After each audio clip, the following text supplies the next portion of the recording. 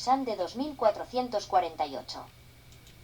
Vamos a llevar, era la mañana, porque la muerte de los egipcios que cuenta la Torá, que todos murieron, pero no aclara bien, vamos a llevar aquí, que sí murieron muchos, especialmente el primero que murió fue el hijo del faraón, para decirle al rey, estás tratando con un rey más grande y más poderoso que tú, porque faraón es el símbolo de el diablo o Dios en la tierra, el diosito menor en la tierra que es Satanás. Él vino a matar, a dañar y a destruir. Entonces viene Satán, que es faraón, y tiene que perder primero él un hijo. Y los otros hijos de los hebreos fueron muriendo de a poco. Todavía hasta el otro día estaban muriendo. Entonces aquí usted va a ver una revelación que no la tenemos en la Torá y que es importante nosotros como cristianos tenerla también clara. Buscar y no dejar de buscar hasta que encontremos. Están en Midrash. Si usted no me cree a mí, busque en Midrash. Hay muchas posibilidades de usted ver internet hoy en día. Hasta el más pobre tiene internet, por favor. Entonces no critique lo que vamos llevando nosotros, sino que usted también como hermana en Cristo o como hermano en Cristo, varón y varona de Dios, vamos a instruirnos en las cosas de Dios para que no andemos por el mundo dando tumbos, haciéndole daño a otros como cristianos, ayudando a ser destructivos, sino a ser dadivosos de amor o de respeto o de tolerancia, aunque no estés abrazando. 2448 la tierra de Egipto estaba atestada de los muertos y de los expirantes. No todos los primogénitos habían muerto inmediatamente. Hasem distribuyó juicio individual a cada primogénito. Algunos perecieron inmediatamente, otros permanecieron retorciéndose en agonía hasta la mañana, y todavía otros sufrieron de la plaga por 3 días y solo entonces expiraron. No habla una sola casa egipcia en la cual no hubiera 5 o 10 difuntos, porque además del primogénito, Hasem destruyó a aquellos depravados egipcios que se opusieron a la redención de los Bene Israel. No obstante, los egipcios permanecieron con sus muertos. En lugar de ello, todos ellos se apresuraron a Gouschen con animales y carretas, implorando a los Bene Israel a partir porque pensaron, todos nosotros moriremos pronto. Antes de su partida, los Bene Israel solicitaron a sus vecinos egipcios oro, plata y vestimentas porque recordaron bien la orden de Mosé. Mosé les había informado a ellos que Hasem le había dicho a él, por favor di al pueblo que cada uno debe pedir su vecino egipcio oro, plata y vasijas. Así la promesa que yo le consagré a su antepasado Abraham de que saldrían fuera de Egipto con grandes riquezas será cumplida. ¿Por qué Hasem formuló su mandamiento a Mosé como una súplica, diciendo a Mosé, por favor di al pueblo? La respuesta puede ser comprendida con la ayuda de la siguiente parábola. Un hombre pasó muchos años de su vida bajo condiciones increíbles en un campamento de trabajo siberiano. Finalmente le fue dicho, mañana seréis liberado. También recibiréis una fortuna al partir. ¿Pensáis que yo quiero dinero? El hombre replicó. Déjenme solo experimentar el momento cuando sea realmente liberado de este lugar, y me daré prisa y partiré felizmente sin siquiera un centavo. Por eso, Hasem temía que los Bene Israel, una vez concedidos su libertad, tendrían prisa de huir e ignorarían el precepto de solicitar de los egipcios dinero. Él por consiguiente lo precedió con una súplica especial de que su mandamiento fuera observado. Al principio, los egipcios intentaron negar que poseyeran cualquier objeto de valor. Sin embargo, los Bene Israel les describieron la ubicación exacta, forma y cantidad de estas posesiones, ya que habían buscado por todas partes de las casas de los egipcios a fondo, durante los días de oscuridad.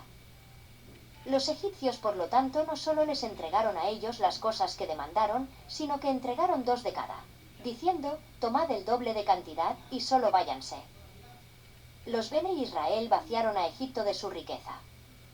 Ellos estaban legalmente habilitados a todo el dinero que recibieron a causa de la propiedad que dejaban tras de, si tanto también por los 210 años de labor esclava impaga. Era parte del castigo de los egipcios el que fueran forzados a regalar sus fortunas a los Bene Israel. Al cocinero principal del palacio real le fue entregada una considerable suma de dinero con la que compraron pescado para la comida del rey. Él retornó con un maloliente pescado en el cual había empleado la suma entera de dinero. Cuando el rey escuchó acerca de esto, dijo: «Serás castigado por tu negligencia. Escoged entre comer este pescado, pagar por él o ser azotado con 100 azotes». «Permítime comer el pescado», replicó el cocinero. Comenzó a masticarlo, pero fue tan repulsado por el mal olor que no pudo continuar. «Yo preferiría recibir la paliza», dijo. Los soldados del rey lo tomaron y comenzaron a azotarlo. Cuando él sintió el látigo henderse sobre su cuerpo, gritó de dolor: «Parad, prefiero pagar». Así él pagó el valor total del pescado después de haber probado de él y haber sentido el látigo también. Similarmente, el faraón y los egipcios pagaron caramente por sus crímenes contra los Bene Israel. Primero, plagas fueron infligidas sobre sus cuerpos, y luego, por añadidura, tuvieron que reembolsar a los judíos con oro y plata. Todo individuo judío que abandonó Egipto llevó consigo 90 burros cargados con oro, plata y perlas. Mientras los Bene Israel se ocuparon ellos mismos con la mizbá de llevarse la riqueza de Egipto, Mosé estaba comprometido en una mizbá diferente. Él estaba preparando el ataúd de Yosef para llevarlo para ser enterrado en Eret Israel, como los hijos de Yosef habían prometido hacer. Mosé se esforzó él mismo por 3 días intentando localizar el ataúd de Yosef, pero su búsqueda fue infructuosa. Finalmente, él encontró a Serach Bat Asher, una mujer anciana, quien recordaba los eventos en el tiempo de la muerte de Yosef. Ella condujo a Mosé a un cierto paraje junto al Nilo, y señalando al río, le reveló a él: «Los magos del faraón colocaron el cadáver de Yosef en un ataúd de metal y lo hundieron en el Nilo». La razón por la cual los magos del faraón habían enterrado a Yosef en el Nilo era su deseo de detener a los judíos para siempre. Ellos dijeron al faraón: «Los judíos han prometido a Yosef enterrarlo en Eret Israel.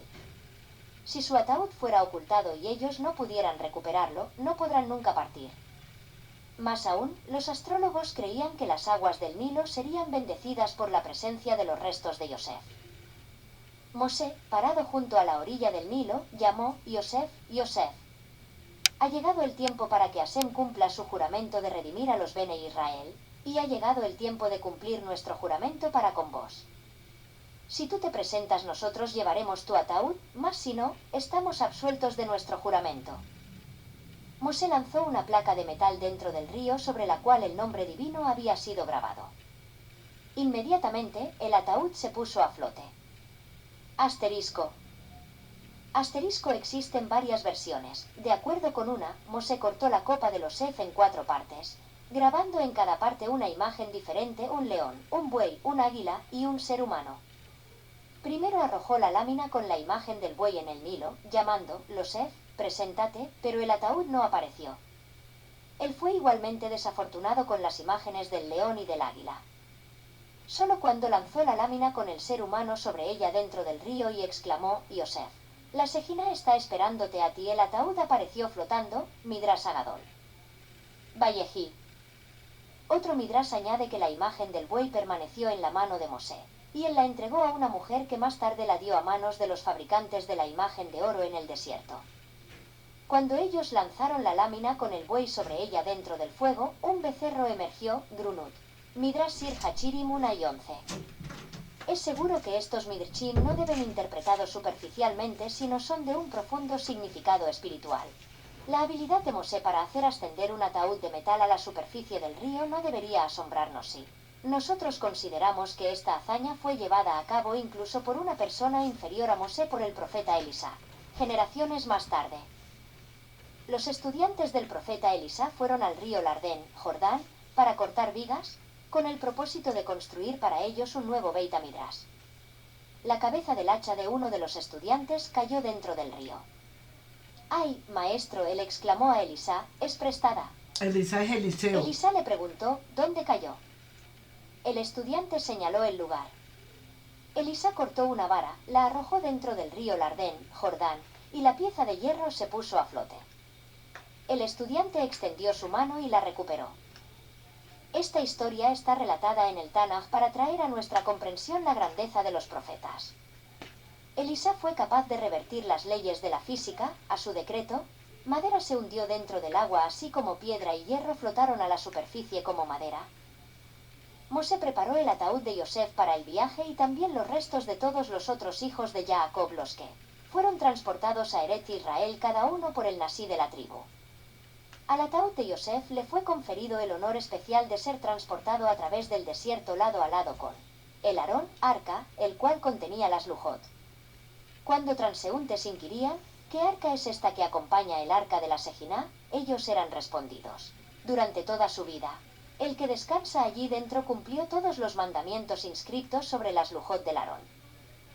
¿Cómo deducimos nosotros de la Torá que Yosef observó todos los 10 mandamientos? Grados él demostró la creencia en yo soy Hashem, nuestro diese, porque él dijo a sus hermanos: estoy yo en el lugar de diese, Bereshit 50, 19. Grados él no tuvo otros dioses porque afirmó: yo temo a diese, Bereshit 42, 18. Grados él no pronunció el nombre de Hashem en vano porque cuando hizo un falso juramento, juró por la vida del faraón y no por Hashem, Bereshit 42, 15. Grados él observó Sabbat, comandando que las comidas de Sabbat fueran preparadas con anticipación, Bereshit 43, 16. Grados él honró a su padre, obrando de acuerdo con su deseo de visitar a sus hermanos en Sechem a pesar del peligro que ello ocasionaba para él, Bereshit 37, 13. Grados él cumplió la prohibición contra el asesinato, rehusando obedecer la demanda de la esposa de Potifar de asesinar a su amo. Grados él no cometió adulterio con la esposa de Potifar. Grados él era cauto del hurto, no robando ningún dinero de la fortuna que recolectaba durante los años de hambruna, sino lealmente entregándola al faraón. Grados él nunca reveló a su padre que sus hermanos lo habían vendido. Si se refrenó de relatar una cuestión que era cierta porque consideraba su descubrimiento incorrecto, ciertamente no mentiría, transgrediendo la prohibición de dar falso testimonio. Grados él cumplió el mandamiento: tú no codiciarás, porque él no deseó a la esposa de Potifar. Además, nosotros encontramos en la Torá que Yosef no transgredió la prohibición de odiar al hermano, Vaikra 7 y 17, ni la prohibición de tomar revancha o guardar rencor, Ibidem 7 y 18. Cuando él se reveló a los hermanos, no desplegó odio hacia ellos, sino les habló palabras de afecto y consuelo. Después de la muerte de Jacob, cuando los hermanos sospecharon que él estaba tomando venganza sobre ellos, lloró al ser falsamente sospechado y les explicó que él no guardaba rencor y que consideraba su venta a Egipto una acción de Hashem. También cumplió la mitzvah de sostener a los empobrecidos hermanos, y vive en 25, 35, sustentando a su familia en Egipto. En la noche de Yetziat Mitzrayim, Mosé también recolectó las vigas que Jacob había traído a Egipto y la madera que sus hijos habían plantado allí, con el propósito de construir el Mishkan. El número de hombres judíos entre 20 y 60 años de edad que partieron de Egipto en pleno día en 15 de Nisán era de 600.000 menos uno. Dijo Hashem: yo me incluiré a mí mismo en el número para que sean exactamente 600.000. Los Ereb Rab, los mejores de los egipcios, se alistaron junto a los Bene Israel. A pesar de que Hashem había aconsejado a Mosé en contra de aceptarlos como Geirim, Mosé insistió. Él discutió con Hashem: estas personas han presenciado tu gran fuerza en Egipto. Si nos acompañan a nosotros, experimentarán milagros adicionales y entonces comprenderán totalmente que no exista poder fuera de ti. Batia, la hija del faraón, estaba entre aquellos que se unieron al éxodo. Ella entró a Eretz Israel, como lo hicieron todas las mujeres de aquella generación, pues solo los hombres pecaron en desierto y murieron allí, y más aún, fue una de las 9 personas rectas que fueron llevadas con vida al Gan Edén. La recompensa de Batia fue inmensa como resultado de su inmenso autosacrificio en salvar la vida decreto de su padre. Ella sabía que su edicto estaba motivado por un profundo odio por los Bene Israel. Cuando salvó a Mosé y lo crió, ella arriesgó su vida. Una vez que el tiempo de la redención hubo llegado, los Bene Israel no fueron detenidos en Egipto por un momento extra. Partieron en la prisa más grande. Apremiados por los egipcios, no tuvieron tiempo para preparar provisiones para el viaje, sino llevaron consigo solo la amarga masa leudada que habían tenido la intención de dejar levantar y luego hornear. Más tarde hicieron mazot de esta masa. Un milagro ocurrió en donde aquellas mazot proveyeron alimentación suficiente por 30 días hasta que el mal comenzó a caer el 16 de Iyar. Ellos envolvieron los restos de su comida de pesar de Mazza y Mere y los colocaron sobre sus hombros porque apreciaban la mizba de Hashem tanto que no permitirían a sus burros llevar los sobrantes.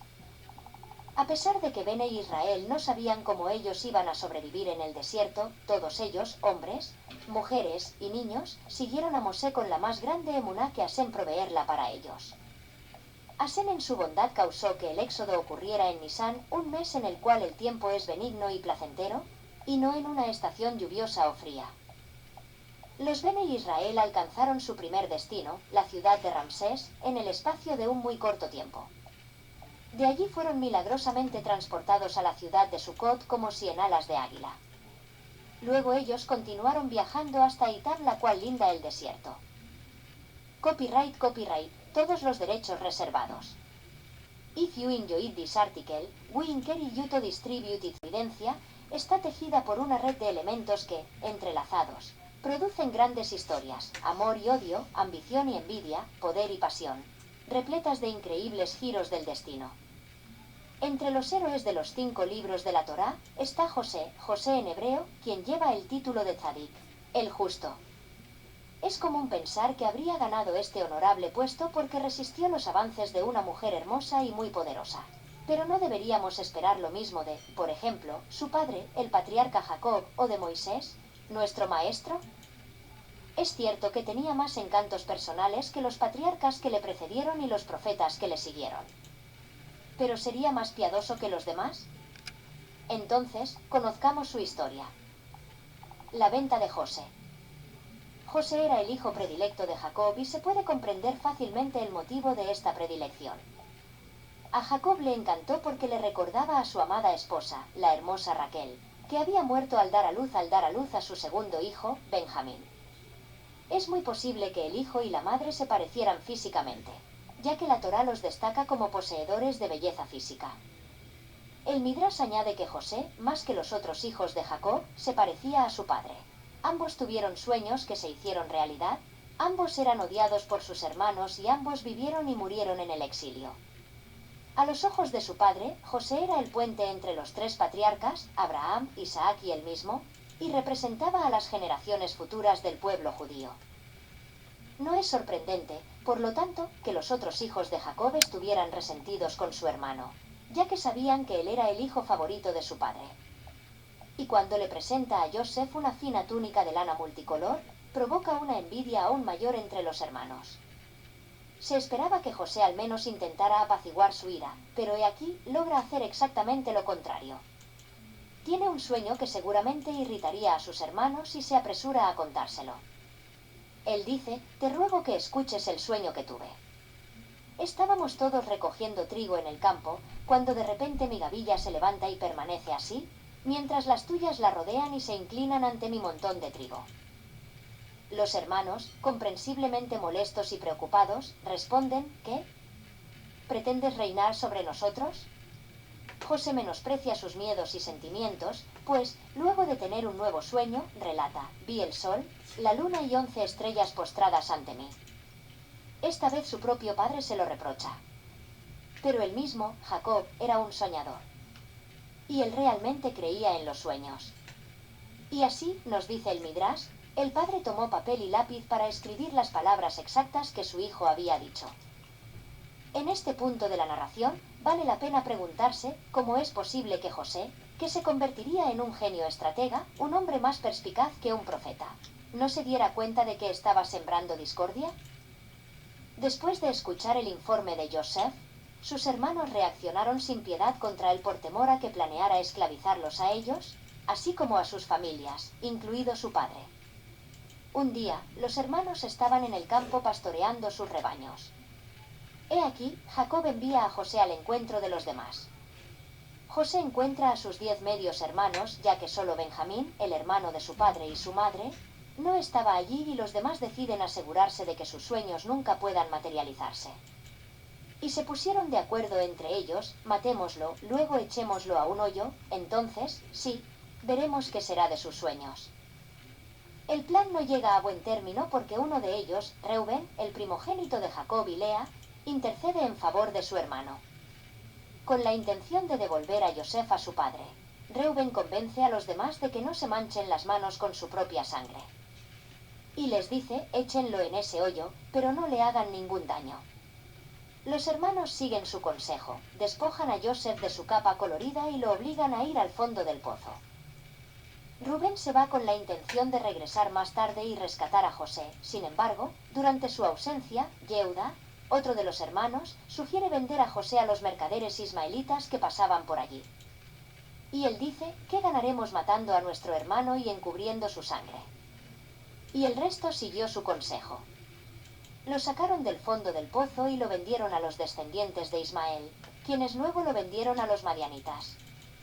Lo llevaron a Egipto y lo vendieron a Potifar, ministro de Faraón. Al regresar, Reuben se entera de la venta de su hermano. Se rasga las vestiduras en señal de duelo, al prever las terribles consecuencias y el sufrimiento que vendrán de ese mal. Sin embargo, incluso él piensa que ya es demasiado tarde para salvar a Joseph. Ahora les correspondería a los hermanos encubrir el crimen. Por eso, bañan la túnica de José en sangre de un macho cabrío y se la envían a su padre. Y descaradamente, en lugar de decirle una mentira descarada al padre, sortean la situación con la pregunta: ¿encontramos esto en el camino? ¿Es la túnica de su hijo o no? Cuando Jacob ve la túnica ensangrentada, supone, y rompe a llorar, que su amado hijo ha sido devorado por una bestia salvaje. Se nos escapa porque Jacob no profundizó en sus investigaciones sobre lo sucedido. Lo que sí sabemos es que lamentó la muerte de José durante los siguientes 22 años. Vivía absorto en el silencio y la tristeza, y habiendo caído en depresión, perdió sus dones proféticos, ya que Dios se había decidido no revelar lo que le había sucedido. La familia de Jacob, incluidos sus hijos, que nunca pensaron ni por un segundo en los sentimientos de su padre al vender a su hermano José, intentaron consolar al patriarca. Pero Jacob se negó a ser consolado. La noria de la vida. La vida, nos enseña el Talmud, es como una noria. Quien está arriba suele bajar y quien está abajo suele subir a la cima.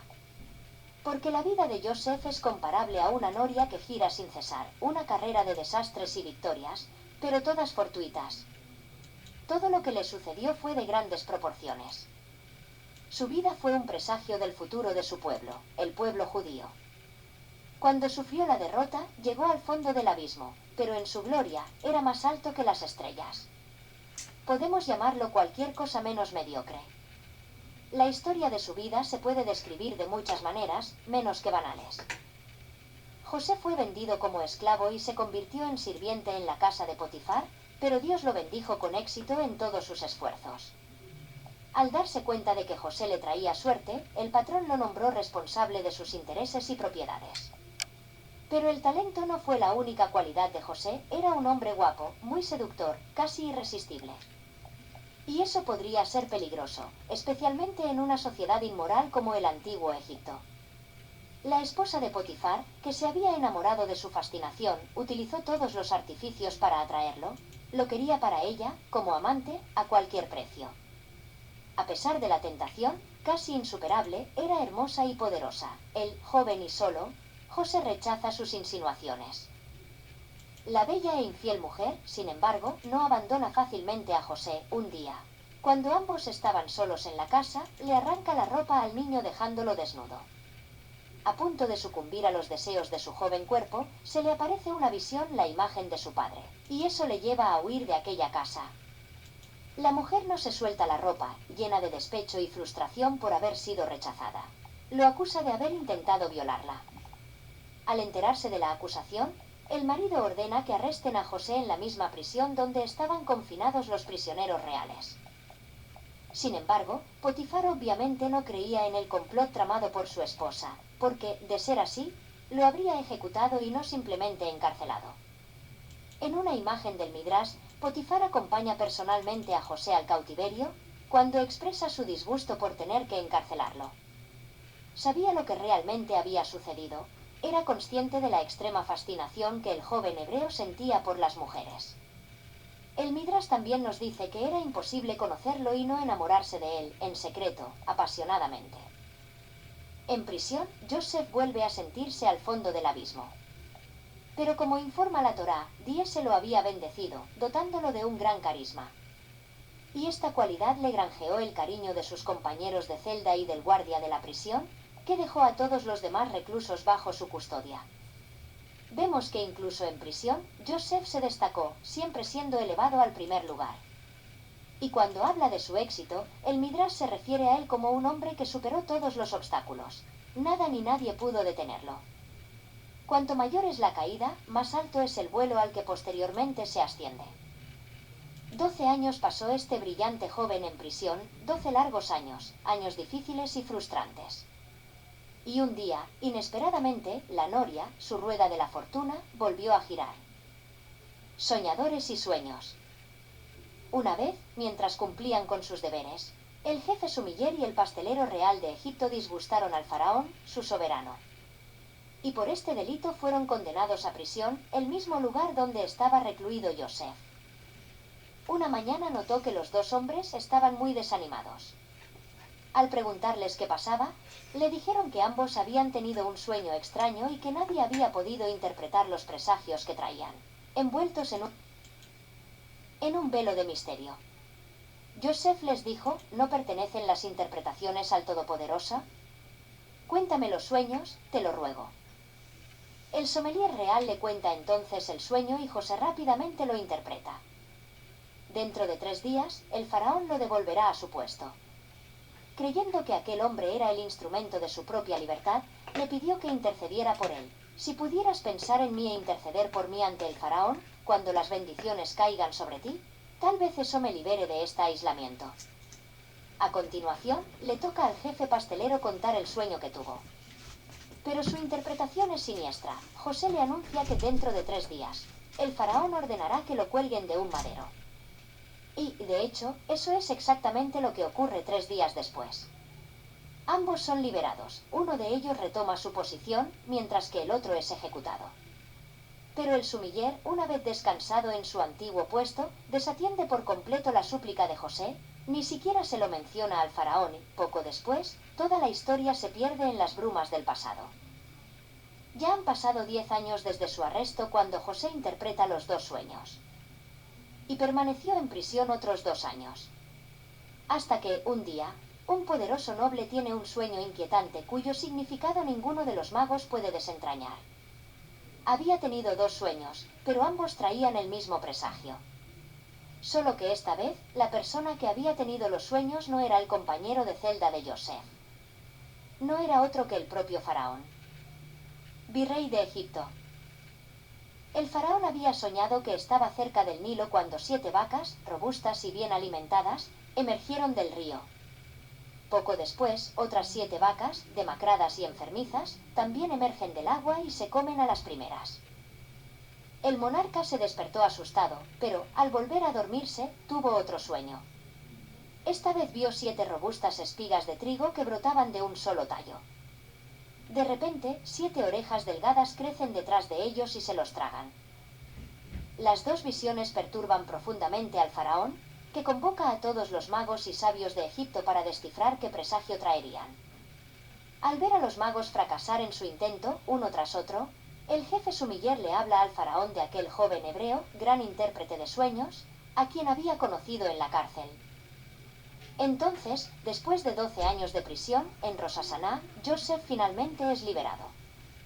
El soberano lo convoca a su presencia y le dice que había tenido un sueño que nadie podía desentrañar. Y que había oído que Joseph, al oír un sueño, podía descifrarlo. A lo que éste responde, no tengo poderes propios. Pero el Todopoderoso puede hacerme portador de una respuesta. El faraón le cuenta sus sueños y Joseph los interpreta rápidamente, sin dudarlo. Ambos tienen el mismo significado, dice. Dios mostró a faraón lo que él, en su grandeza, está a punto de lograr. Se acercan 7 años en los cuales habrá gran abundancia y abundancia de alimentos en toda la tierra de Egipto. Sin embargo, serán seguidos por 7 años de penuria, cuando toda la abundancia de Egipto será cosa del pasado y el hambre arrasará por todas partes, dice al soberano. Además de interpretar con precisión los sueños del faraón, Joseph también sugiere un plan de acción, en realidad un sistema de racionamiento, que garantizaría a Egipto suficiente comida en los años de hambruna para sustentar a todo el pueblo. Asombrado por el joven hebreo, el faraón lo nombra virrey de Egipto. Solo el trono nos separa, dice Yosef. Ya no estoy por encima de ti. Dejo toda la tierra de Egipto en tus manos y bajo tu responsabilidad. Yosef tenía solo 30 años cuando se convirtió en el gobernante de facto de ese inmenso reino. Eran sus propios sueños, compartidos únicamente con su familia, los que finalmente comenzaban a desarrollarse. Como fue predicho en los sueños de Faraón, llegaron los 7 años de abundancia. Y luego, como advirtió Yosef, también llegaron los años de pobreza y escasez. De hecho, el hambre asolaba la mayor parte del mundo, pero gracias al hijo de Jacob, había pan y sustento para todos en Egipto. Y los hermanos bajan a Egipto. La terrible escasez no se había librado ni siquiera de Tierra Santa. Cuando Jacob se da cuenta de que Egipto estaba vendiendo alimentos a extranjeros, envía a sus hijos a comprar provisiones allí. Solo Benjamín se quedó atrás, a petición de su padre, ya que uno de los hijos de Raquel era considerado muerto y él, Jacob, no se arriesgaría a perder al otro.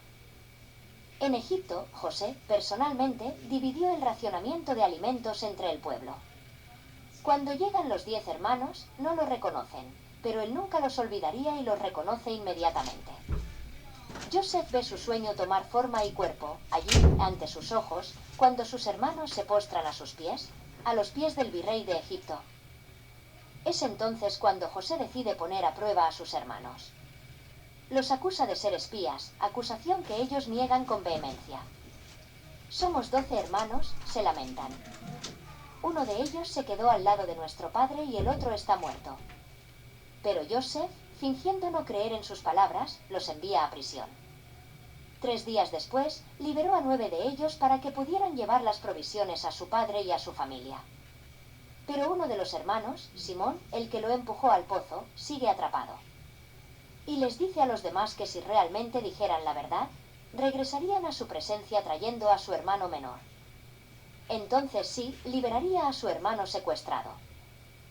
Los hermanos, perplejos por la acusación y la extraña exigencia impuesta por el virrey, regresan a casa y le cuentan a su padre todo lo sucedido en Egipto. Jacob grita desesperado cuando se entera del arresto de Simón, prohibiéndole a Benjamín que se aparte de su lado. Pero a medida que la escasez de alimentos empeoró, las provisiones de su familia se acabaron. A falta de otra solución, el patriarca decide enviar a sus hijos de regreso a Egipto, en busca de más suministros. Pero su hijo Yehuda le recuerda la condición impuesta por el virrey, que solo regresen a su presencia acompañados de su hermano menor. Por tanto, le ruega a su padre que le permita llevarse al joven con él. Si no te traigo de vuelta aquí, padre mío, ante tus ojos, habré cometido un pecado que me acompañará hasta el último de mis días. Jacob finalmente accede y los 11 hermanos bajan a Egipto. Se presentan ante el virrey sin la menor sospecha sobre la verdadera identidad del potentado. Cuando se encuentra con Benjamín, su verdadero hermano, hijo de Raquel y de Jacob como él, invita a todos a almorzar con él. Simón es liberado y, juntos, son llevados al palacio donde vivía Yosef. Cuando están todos reunidos, pregunta por la salud de su padre y escucha, aliviado, que Jacob todavía está vivo. Y nuevamente, cumpliéndose la visión que José había tenido en sueños, los hermanos se postraron nuevamente en tierra ante él. El virrey dirige su atención a Benjamín, diciendo, «Este debe ser el más pequeño de vosotros, de quien hablaron». Y luego bendice al joven, «Que Dios te cubra con sus gracias, hijo mío». Y, vencido por la emoción, sale apresuradamente de la habitación para taparse las lágrimas. Al regresar, se sientan a la mesa para comer. Y José retoma la prueba que hizo con sus invitados, favorece deliberadamente a Benjamín, sirviéndole porciones 5 veces mayores que las de los demás. Lo hizo para ver si se volverían contra el otro hijo de Rachel, como lo habían hecho contra él décadas antes. La revelación. Cuando todo termina y los 11 se preparan para partir, Yosef, en secreto, ordena a su mayordomo que llene los sacos de aquellos hombres con toda la comida que puedan llevar, poniendo de nuevo, en la parte superior del saco, la cantidad que cada uno había pagado las provisiones.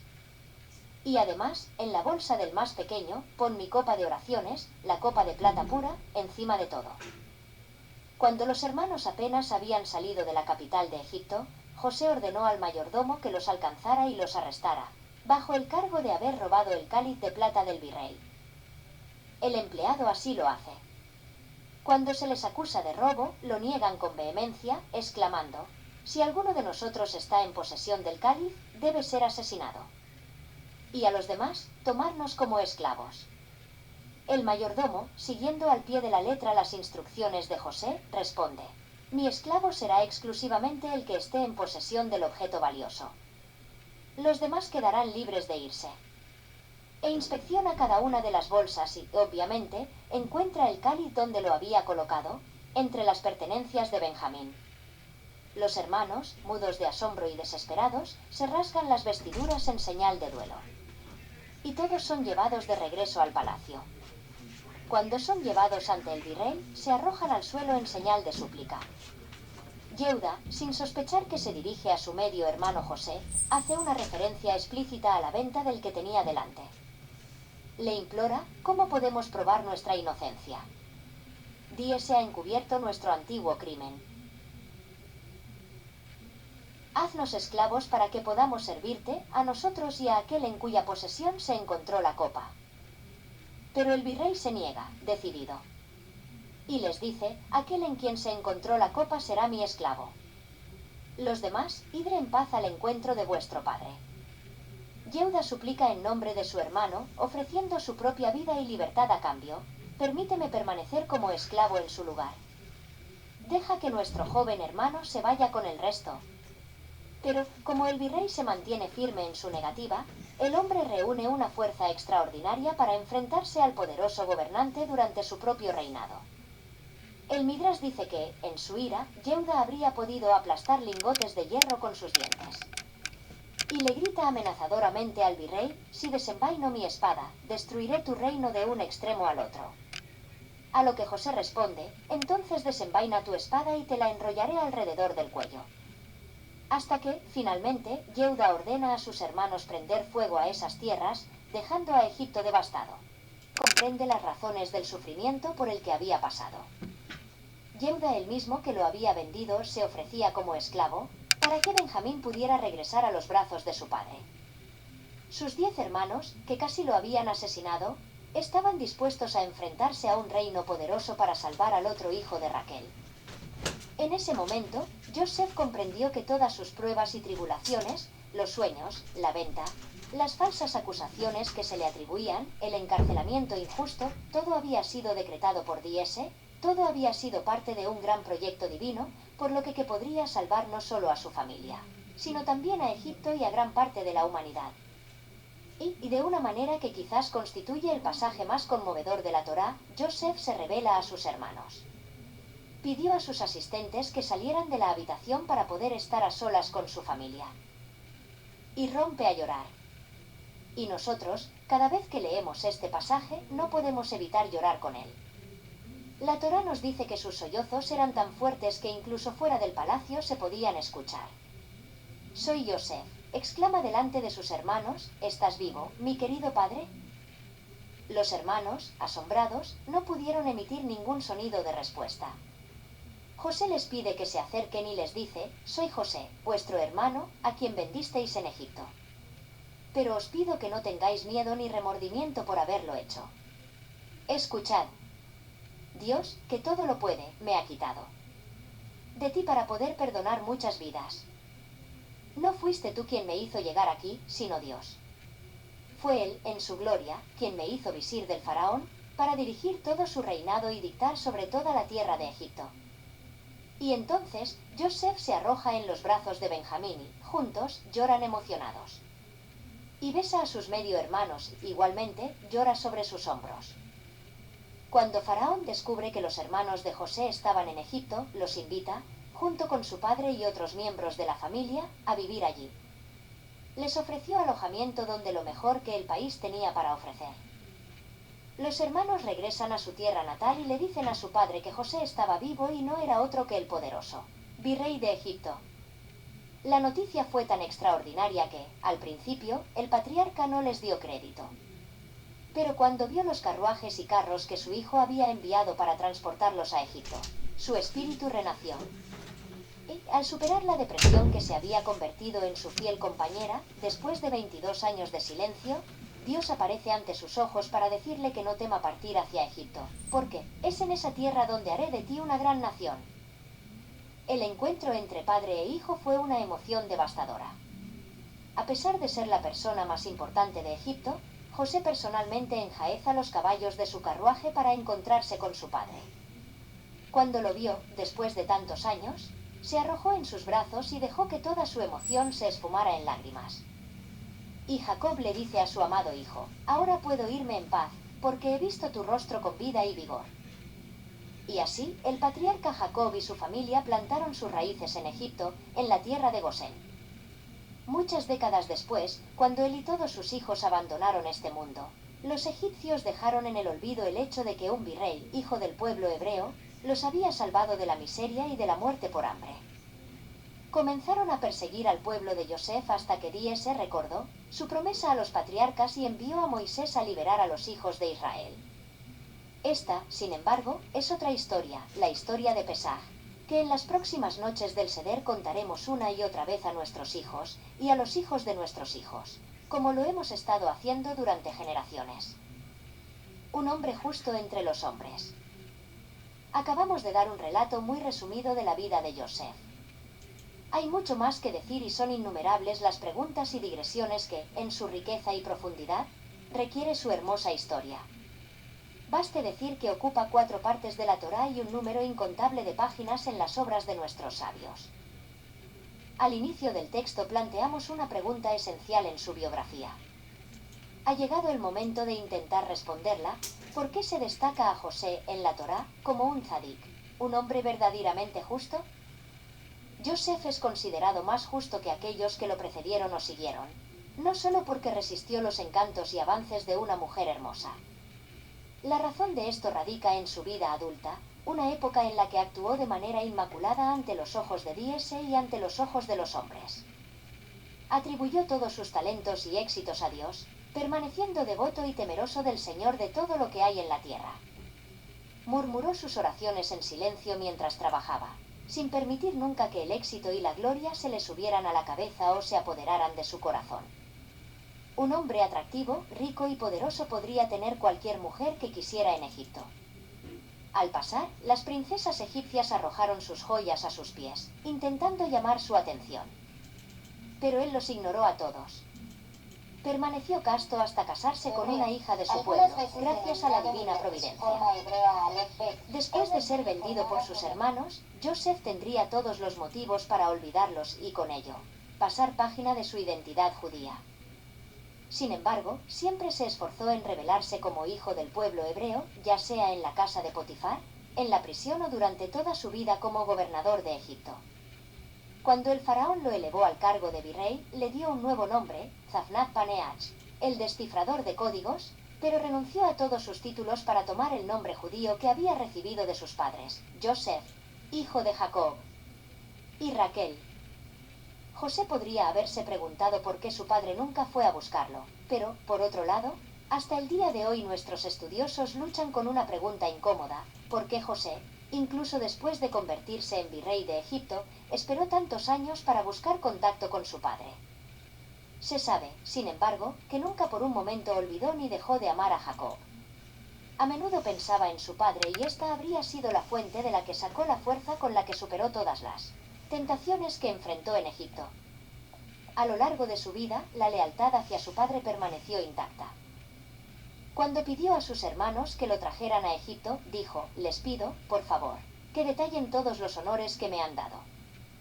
El Rebbe de Kozk, Menachem Mendel, planteó la pregunta: ¿cómo podría uno imaginar que tal expresión de vanidad pudiera provenir de los labios puros de Yosef? No.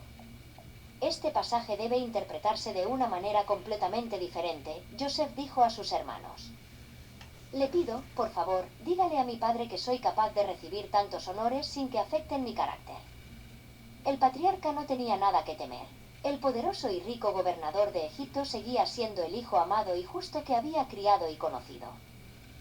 En cuanto a sus hermanos, José podría haberse vengado del inmenso sufrimiento que le habían causado. Sin embargo, prefirió perdonar. Es cierto que los puso a prueba, incluso manteniendo a Simón como rehén.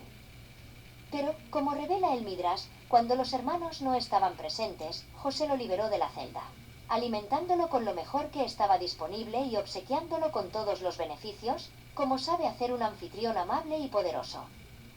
Después de la muerte de su padre, los hermanos se asustaron, pensando que Joseph finalmente saldaría cuentas con ellos. Pero el hermano solo les dijo, si 10 velas no pudieron apagar la luz de una sola, ¿cómo podría esa vela apagar 10 velas? Y sollozó de dolor cuando se dio cuenta de que se les había ocurrido tal pensamiento, que buscaría venganza. No tienen por qué temer. Yo cubriré todas sus necesidades, así como las de sus hijos. Y no se limitó a ayudar solo a su familia. Joseph era un judío que, como tantos otros que le sucedieron, asumió la responsabilidad de velar por todos los que buscaban su ayuda. Con los múltiples talentos y habilidades con los que Die se lo había bendecido, se comprometió a salvar a Egipto, el mismo país que injustamente lo mantuvo preso durante 12 años, así como a muchas otras naciones que acudieron a él en busca de ayuda y alimento. Incluso después de su muerte, Joseph continuó actuando en nombre de su pueblo.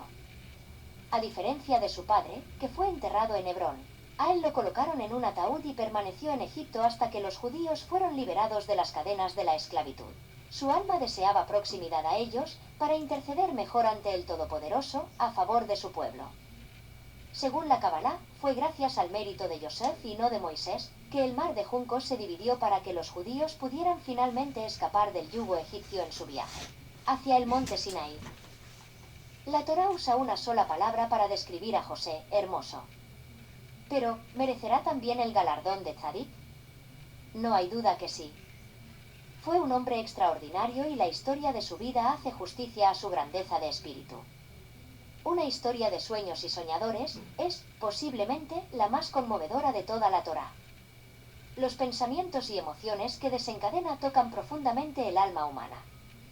Porque, de una forma u otra, todos encontramos algún tipo de afinidad con tus sueños y tus anhelos, tus angustias y tus alegrías, tus problemas y tus éxitos. La historia de Joseph muestra cómo una persona puede estar en el abismo más profundo, solo para ser impulsada a las alturas de las alturas.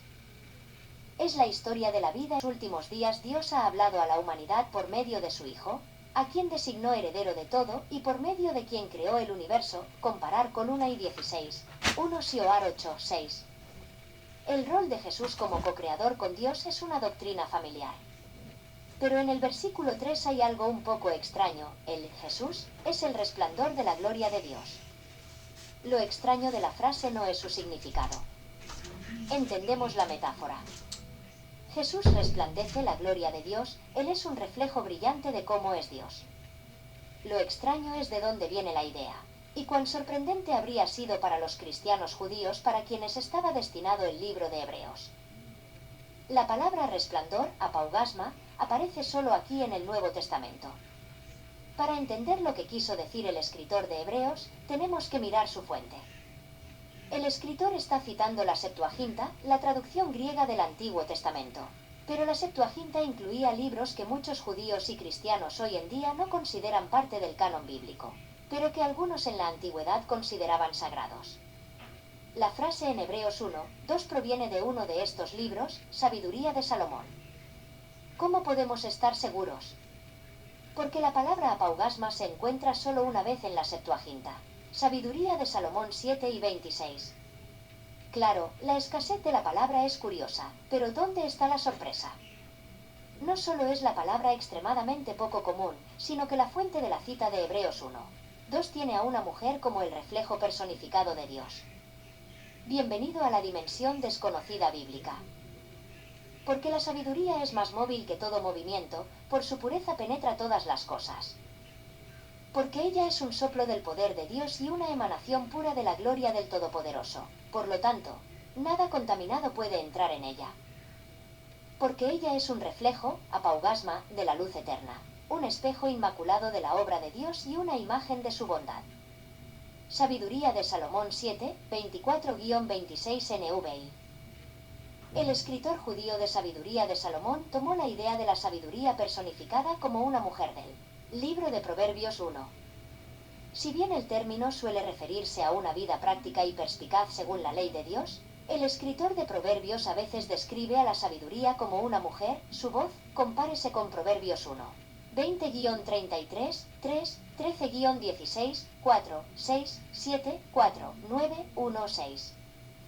Proverbios 8, 1 describe a la sabiduría hablando al pueblo de Dios. ¿No clama la sabiduría? ¿No alza su voz la inteligencia? Pero lo especialmente notable de la sabiduría en Proverbios 8, 22-30 es que se la describe como co-creadora de Dios. El Señor me engendró como el principio de sus obras, antes de sus obras de antaño. Fui designada desde la eternidad, desde el principio, antes de que el mundo fuese, antes de que los montes se establecieran en su lugar, antes de los collados, fui dada a luz. Yo estaba allí cuando el Dios estableció los cielos en su lugar, cuando trazó el horizonte sobre la faz del abismo. Entonces yo era el artífice a su lado, La redacción aquí evoca Proverbios 3 y 19, donde leemos: con sabiduría el Señor fundó la tierra. Con inteligencia estableció los cielos. NVI, compárese con Jeremías 10 y 12.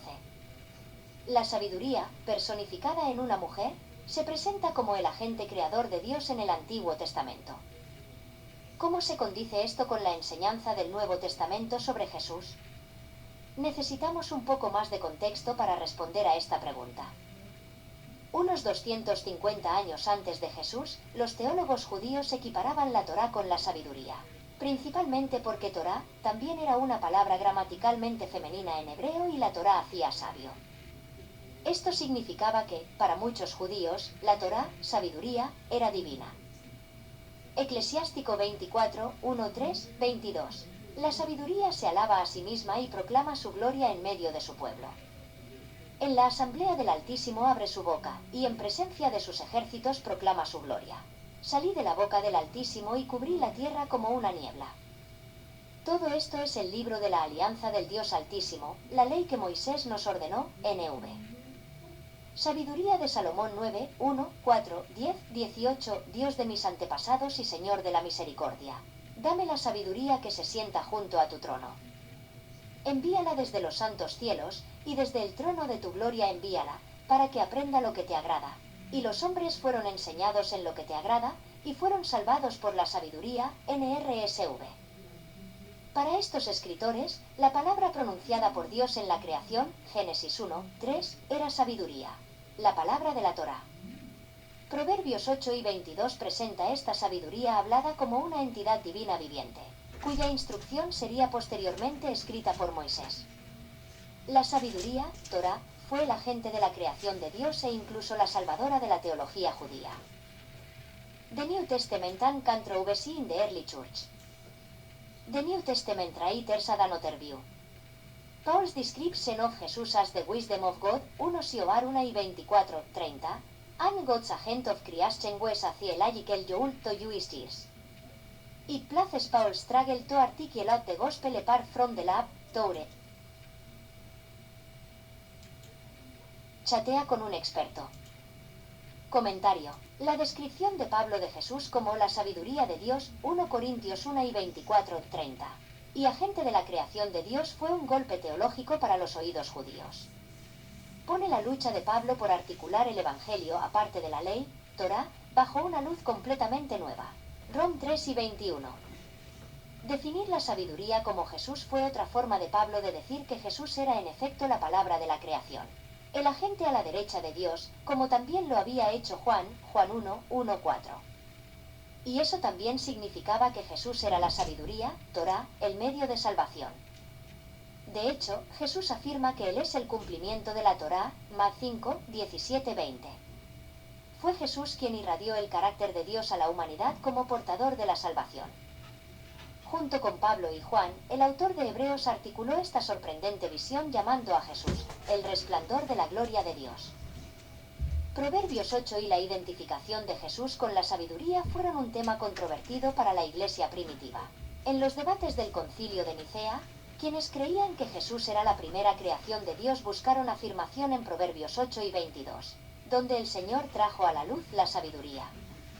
La expresión trajo a la luz es un verbo hebreo, kana, que puede usarse para la creación, Véase Salmo 139, 13, formaste mis partes interiores, Génesis 2 y 19, 22, Creador del cielo y de la tierra. Algunas traducciones tienen poseedor, lo cual también es posible. La interpretación de este verbo fue un factor en la distinción entre la lengua engendrada, no hecha, del credo niceno. Dado que la sabiduría es una personificación de un atributo de Dios, las preguntas clave son: ¿hubo alguna vez un tiempo en que Dios no tuviera sabiduría? Si es así, ¿cómo puede entonces Dios ser Dios? Sería impensable para el escritor bíblico que el Dios de Israel careciera de sabiduría en algún momento. La sabiduría es eterna ya que Dios, con sus atributos, es eterno, traído como agente de la creación. Intenta los capítulos de